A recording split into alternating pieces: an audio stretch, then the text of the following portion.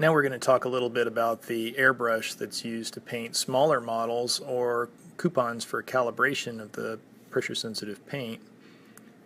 And this is a DeVilbiss airbrush, and that's the lid. First thing we're going to do is we're going to disassemble it, because every time that the airbrush is actually used, it's going to need to be cleaned. Otherwise it's going to lock up and not last for you. But if it's properly cleaned and maintained, it'll last many years. The first thing we remove is the cup, and then the rear assembly just unscrews and threads off. And then the first stage, crown, has got some knurling on it, and it just comes off with your hand, just finger tight. And the second stage is the same. The backing stage is going to require a wrench that comes with the airbrush to release it, and when it's put on it'll be just finger tight, but sometimes it requires a little bit of a wrench to get it off.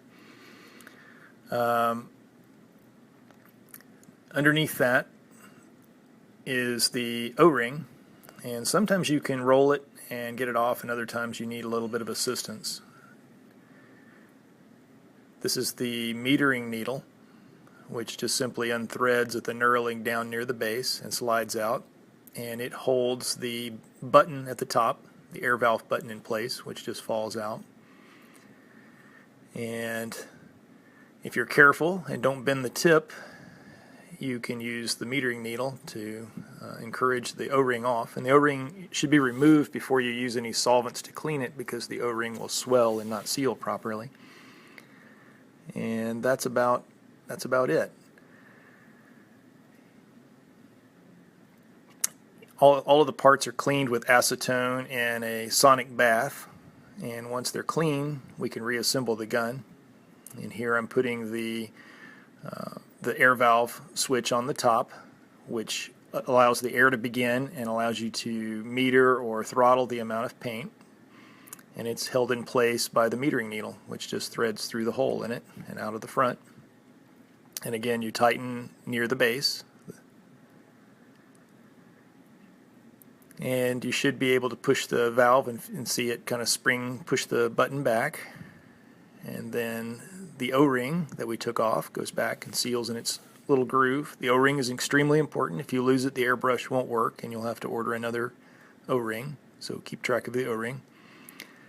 The backing piece goes on, and the rear knurl is adjusted so that the air valve switch goes all the way to the base, but not any further. And then we thread the cup on. And then the rear stage will go on with its nozzle. It holds the nozzle in place and right over the needle. And sometimes I give it a little bit of a snug, not tight, not real tight, just a little bit of a snug with a wrench to make sure that it doesn't leak. That's enough.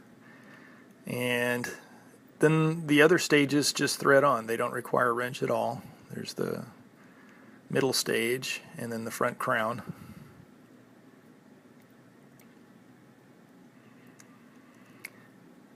And then the airbrush has a lid or a cap that prevents splashing while you're painting.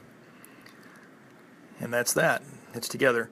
The airbrush doesn't come with the quick connect that you see we're connecting the air hose with, but it can be purchased separately through a supplier, and makes things a little easier. And that's it. That's all there is to it.